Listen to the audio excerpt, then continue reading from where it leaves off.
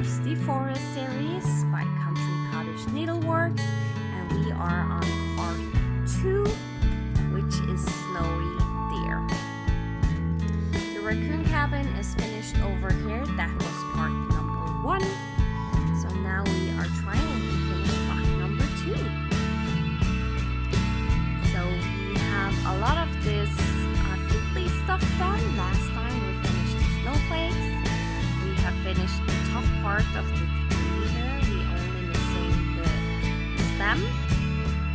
And then we are missing these two ears and this bottom. And finishing the border around, of course. So yeah, my plan today was, I was thinking about maybe starting one of the deers, starting the second largest tree and do some border. And we'll see how far I get, because usually I end up wanting to do all the things and I stitch slower than I think.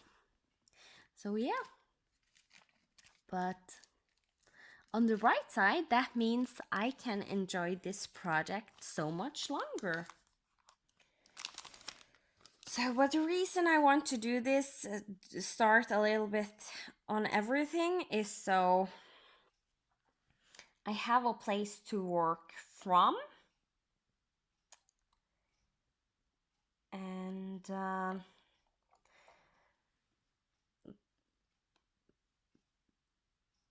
then I have done like the crucial counting on most of my stuff. Especially finished these snowflakes last time was really helpful with that.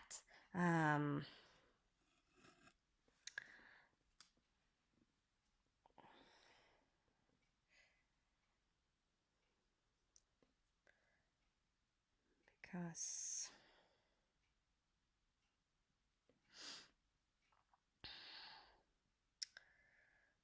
finishing those snowflakes, there is a lot of counting in them.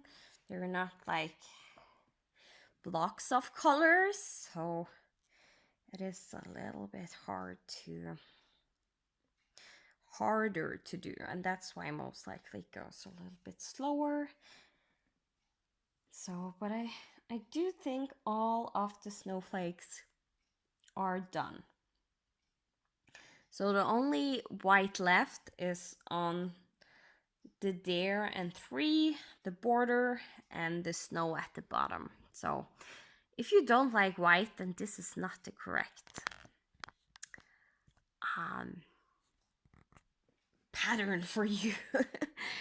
I actually don't mind stitching white. I just know that I need to pay more attention to what I do and how the stitches look, and sometimes redo the stitch I did so it looks the way I want it to. So let's get going.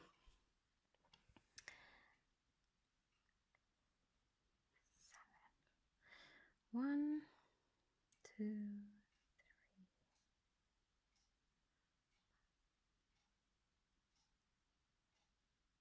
7. So this is the bottom left corner of my stitch. So I will go 1 to the side and 1 up, so I find the middle of the stitch, because this is stitched 2 over 2 on 32 count. Pearl gray linen, Belfast linen, I believe.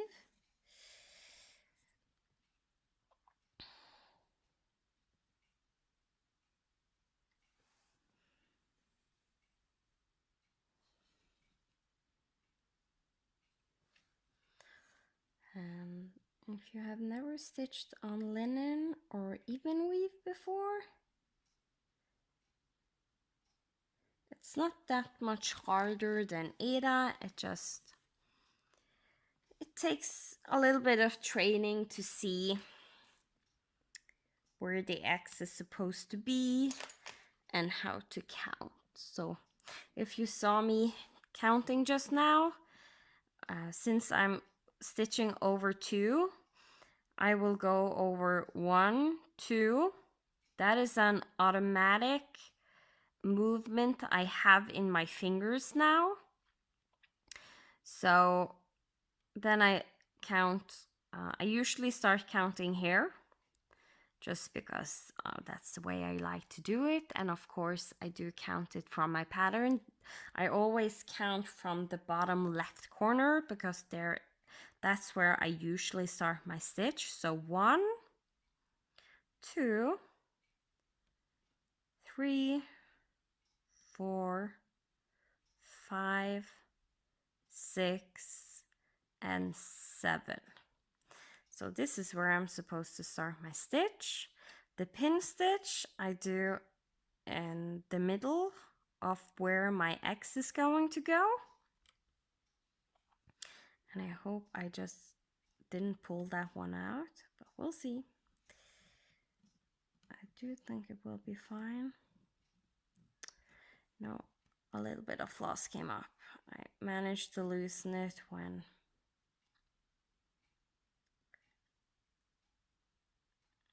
I was counting again, because my needle ended up going where the pin stitch was, and I ripped out some of the pin stitch underneath. So, but we'll just count again.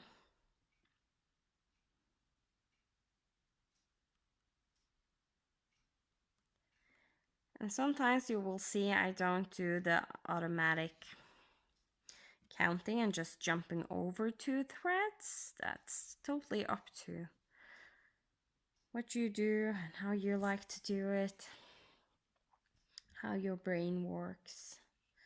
So sometimes I just jump over because I do see where I'm supposed to go. But also at the same time, sometimes on the linen, since some of the weaves are thicker, like here, and some of them are thinner, like here, I do usually like to do the automatic movement I have just teach my hand to do when stitching. So I know for sure that I'm doing the correct hole.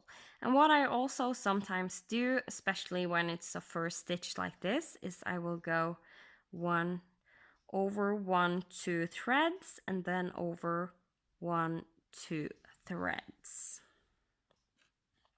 to find where I'm supposed to go down. And then it's fairly easy to see the next one, because as long as it lines up with both of these holes, then you are correct. And the same here, lines up with this and lines up with this. There you have the first stitch.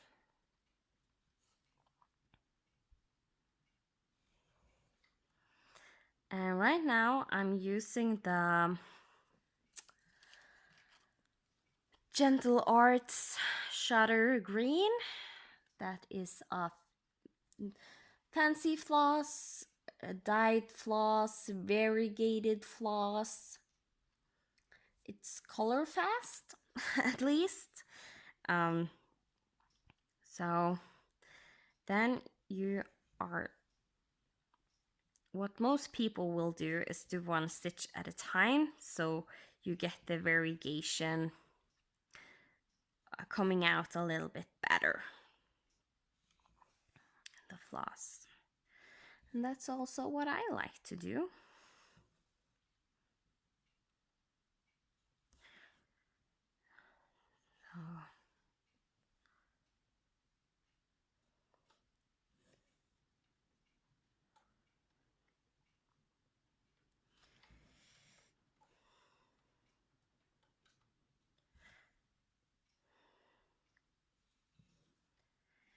And I will just count from here to see that I'm in the correct spot.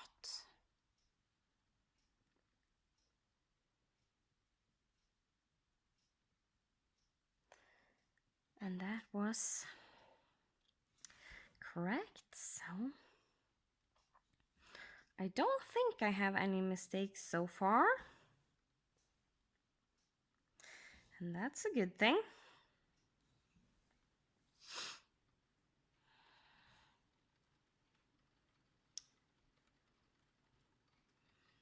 Now, I don't like how these X's look.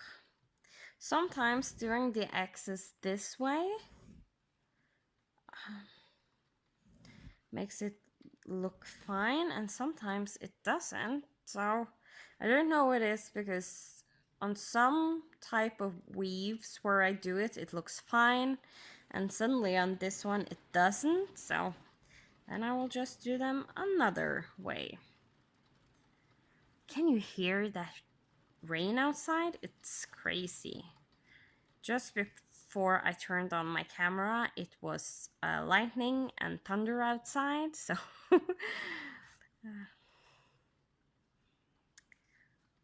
it can be an exciting day tomorrow, what weather we will get, because usually thunder and rain means the weather are shifting from low to high.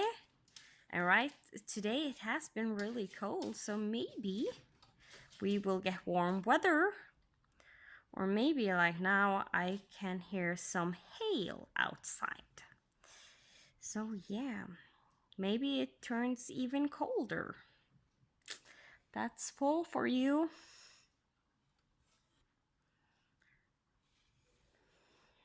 So, but oh well. It's fine.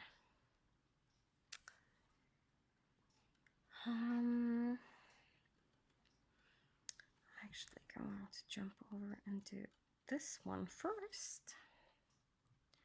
Just because of the direction I want to stitch my next row.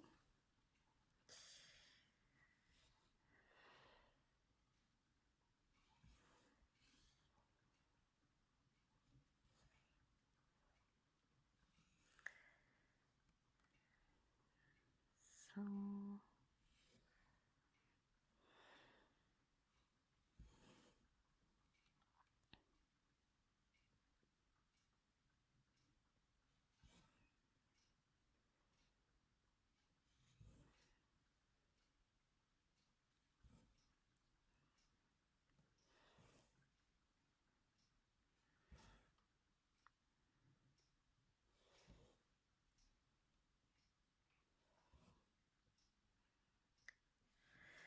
all right.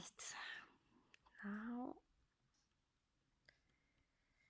I will park there. And where I park my floss now, I park it in the bottom middle of the square. When it's on linen or even weave, doing it over two, because when I'm stitching these stitches right here, this floss won't be in the way of those stitches. So, okay, then I will put that to the side. Let's see. My dear is supposed to be 3864. That is a new color for this pattern and series. I haven't used this before at all, so that's always exciting, getting like new colors in the pattern. I don't know if you feel that way, but I do. I always get excited and are like curious about how it will look with all the other colors, and so yeah.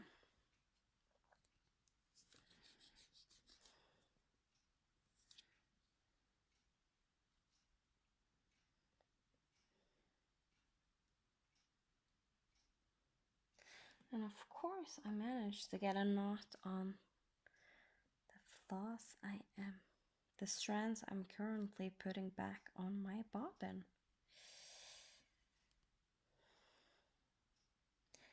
That's no fun.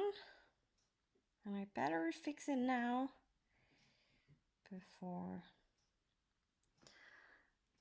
it will.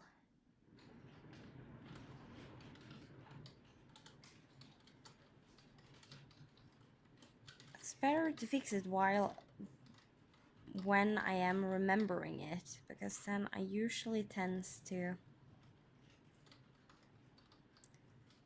have a better way of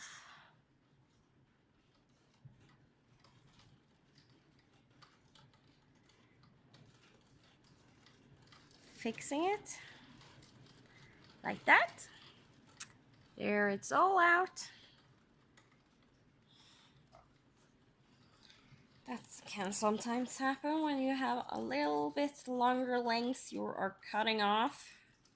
And that length that are pre-cut with ruler, because I measured these lengths and they are pre-cut, I will just wrap around the bobbin again. And if I have a smaller length, I will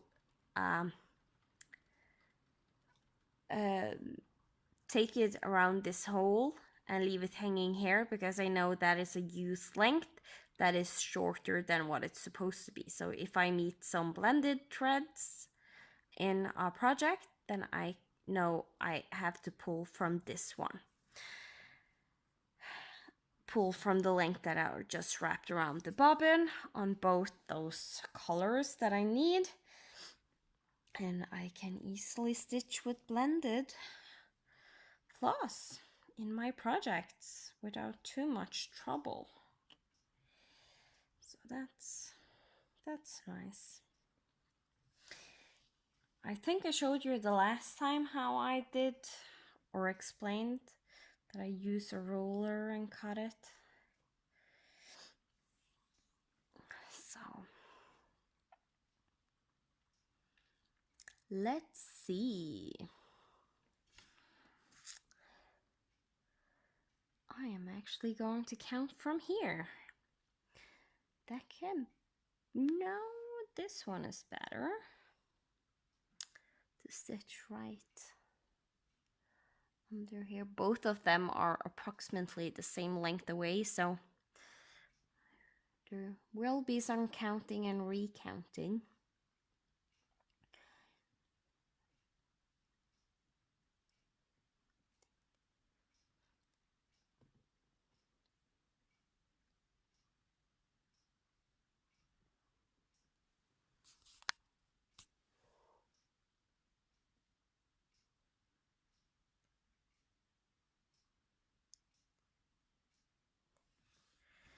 Okay, we'll just do the first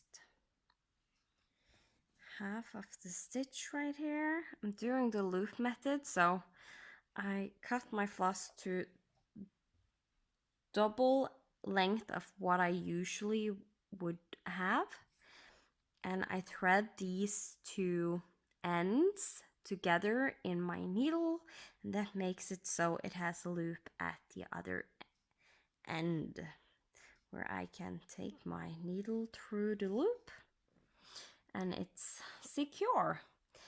And from the front I just go down the hole I first came up, and that will pull.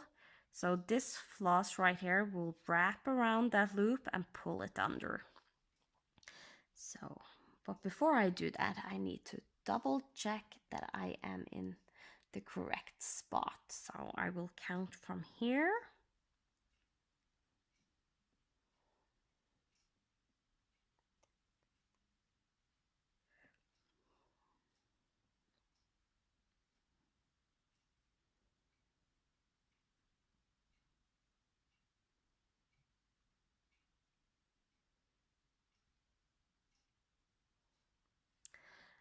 Yes, so far so good.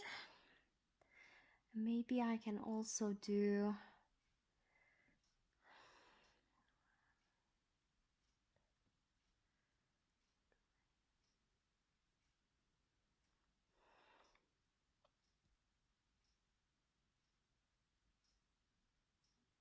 yes, so both from here, here, and here. I'm in the correct spot, so I'm guessing I'm in the correct spot. And now you can see I went down the hole I came up, and that pulls the loop under. That's what they call the loop start.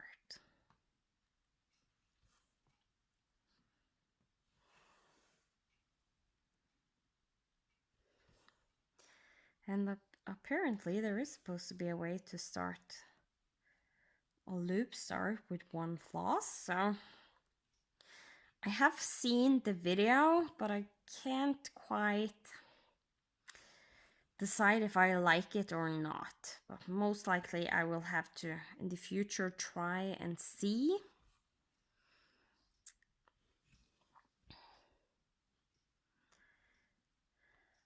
Just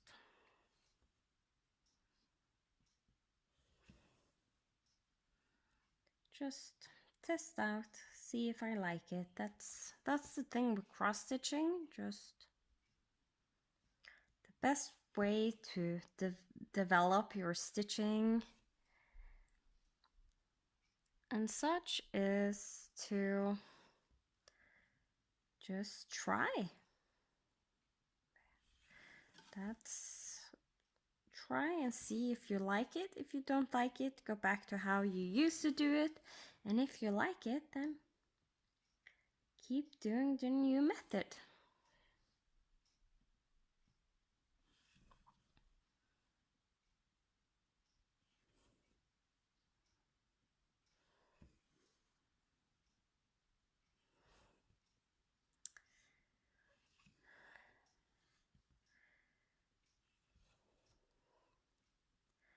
And it is really fun when the animals start to come on these ones. That's why I try and not start too quickly on the animals. If you have seen this A to Z stitch with me from the beginning, then thank you so much. Then you have seen I try to save the fun things to the last. But at the same time, I like to work my patterns from the top down. And since I decided this block I will do the way I usually stitch my patterns, then that's what we'll do. And that means I will stitch the deers a little bit quicker than I would if I did it the other way. So, but at the same time, it can be nice for you to have like something pretty to look at when I stitch, unless you're too focused on your own stitching.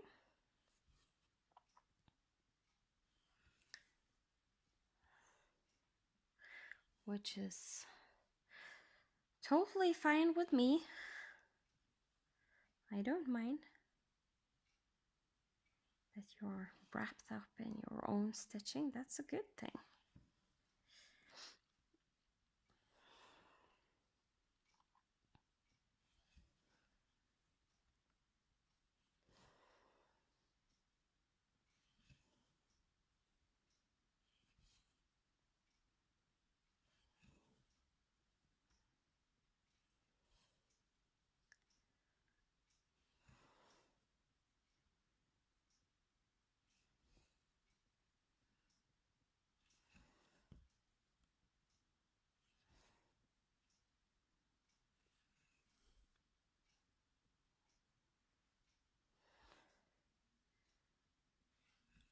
And I think I am going to stop the deer when I finish this row, because then there is right under here there is another color that is his nose, and I think the same color is supposed to be the French knot in his eye, which is supposed to be here.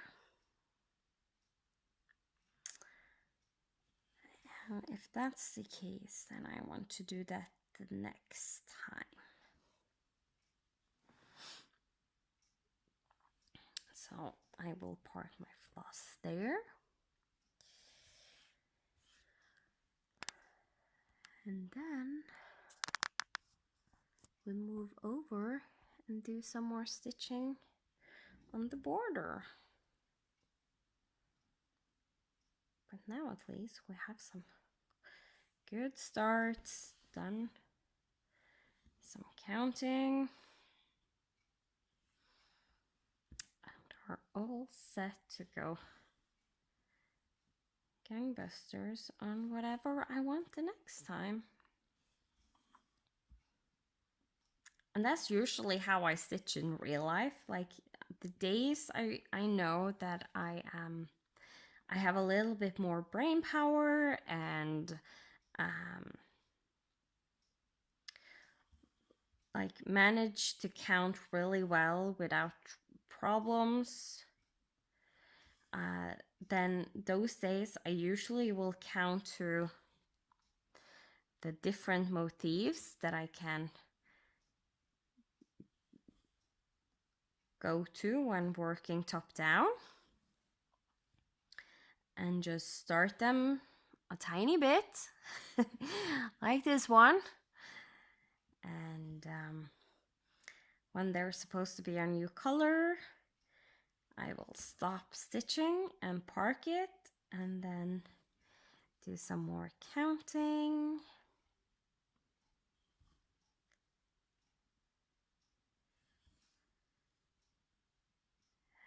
And do the same there. So right now I'm just stitching a little bit more white because there is a lot of white in this pattern, so I know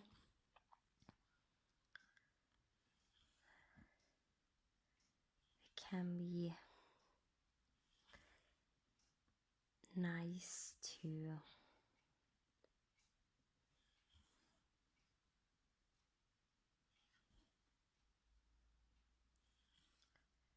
get some of it done.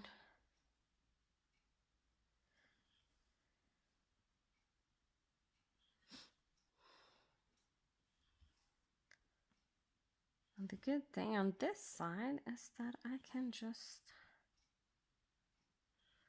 work my way down because I have this border on the other side that tells me how far down I'm supposed to stitch. So the biggest problem is keeping you in frame when stitching down or over to the side, counting, and because I do like to have you zoomed in, and I know a lot of you also really like when I zoom you in so you can clearly see what I'm doing. So it just means I need to pay a little bit more attention when stitching so you don't get out of frame.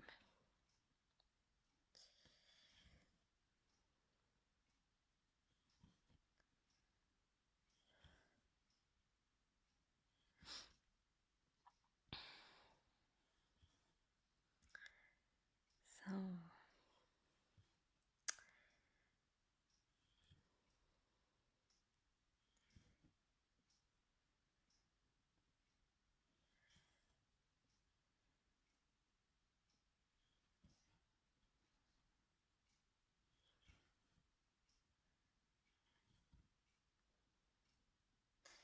and I have to say thank you to all the love and support you all give me on this series, because it has become something I really do prioritize doing, because I know there is so many people that loves it, and in a way it's also nice for me for this, since this is a fairly new project. If you think of all the whips I have,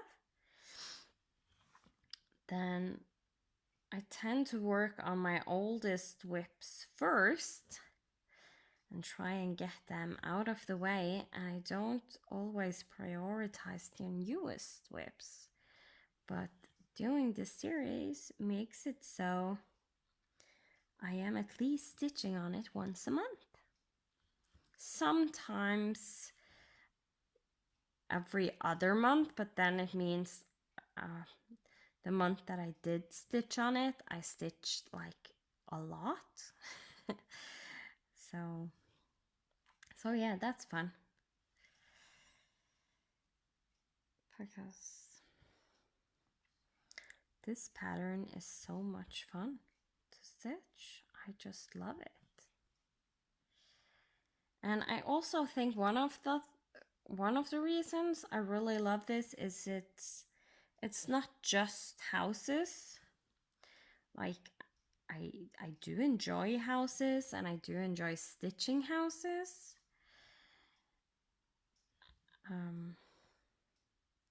But at the same time, I do like when there is a little bit more than just a house on a pattern.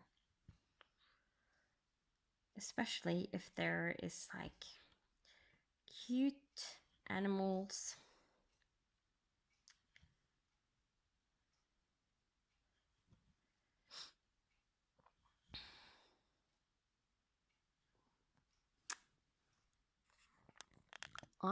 You almost got out of frame again. That was a nice save. You could barely see my needle there at the end of the video.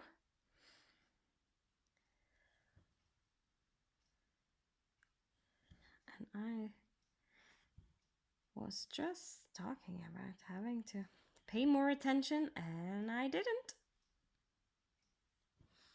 Apparently.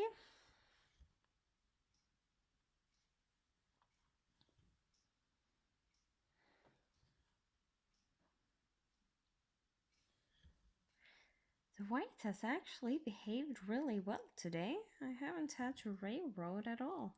Because what I usually will do if I don't like the stitches is railroad them to get them to lay nice. And as I'm saying that, one of them, of course,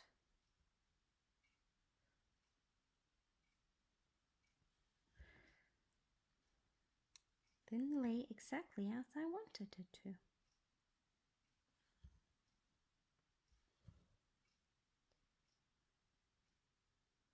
So let's see, 2.5 pin stitch. So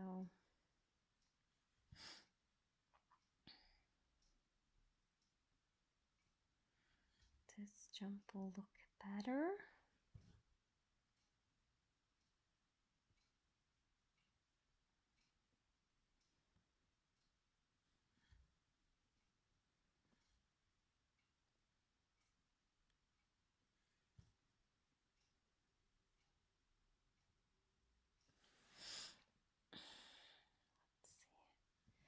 Not totally in love with this stitch right here.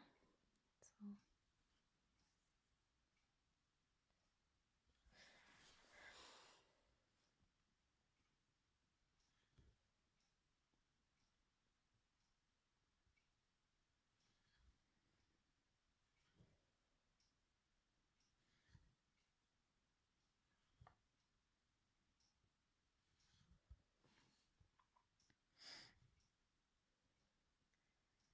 and now we actually have gotten to the bottom, and the reason I can do this without any problems is the fact that there is, when I work top down, is that there is no stitches that will go right at the edge of this border. There will be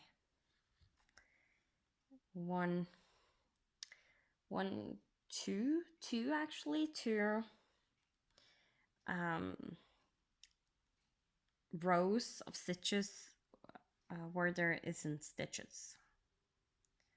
2 rows of empty stitches will be more correct. So then it's not too bad.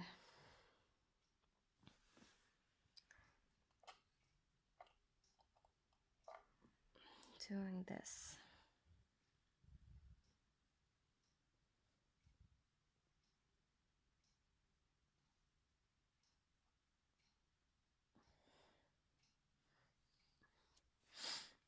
Actually, I don't like how these stitches are looking.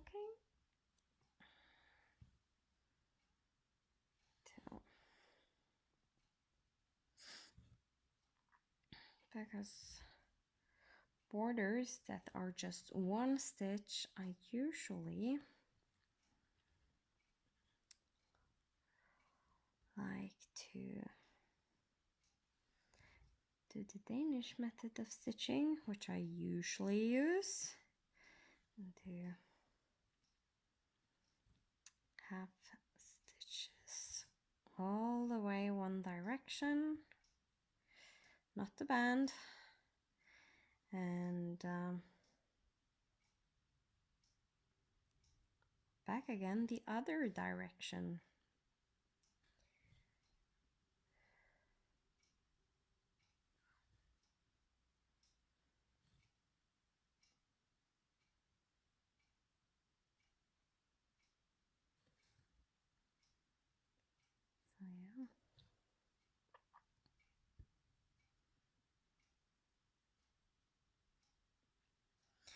So yeah. So yeah, I told you last week about me starting to get active on virtual stitchers, and it's really fun to see that it's not only my brain that works in songs. So that's fun, because there are multiple people there when people say something that suddenly starts to sing a little part of a song, and that's how my brain works very often. So, but I do have to say, I am very quiet on virtual stitcher, and that's how I am in real life. I can talk. It's not like I don't talk. You know I can. You know I can ramble, especially if you have been following me for a while. But at the same time, when I sit and stitch, I usually am very quiet, but I love listening to other people talk about stitching and see other people what they are stitching on, and just a feeling sitting there and not feeling alone when you stitch, like there is another person together with you stitching. So it's a really nice feeling. I can understand why people love going to retreats, even though most likely I will not be able to go to retreats. But never say never. You don't know what the future will bring. But at least in the near future, there is a very little chance of me ever going to a retreat. But at least I have virtual stitcher, and when they did the 24 hours of cross stitch, I joined in, and that felt like a little mini retreat online. So that was fun. So here's where I got to today. So the left side of the border is completely done. We have started some half stitches on the bottom border. We started this 3 right here and this stair right here. So next time we are able to do almost whatever we want. So that's nice.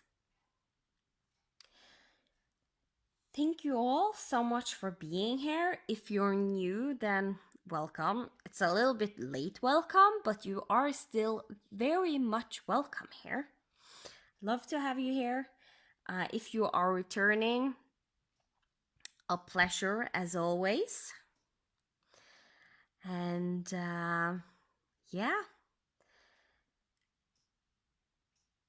I feel like there's not that much left. Maybe because there isn't like a big house we have to stitch on this block, but I feel this block will go a little bit faster than the first one. So we'll see.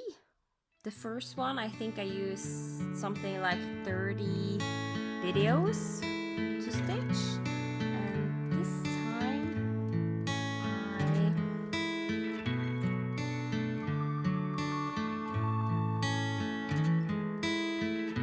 I am at 12 now, so who knows, maybe I will use more than what I think here also. So, we'll see. Maybe I can get a second part finished on this one in 2019. Who knows? Most likely, if I do, you will see it in the beginning of 2020. So we'll just have to see. Thank you all so much.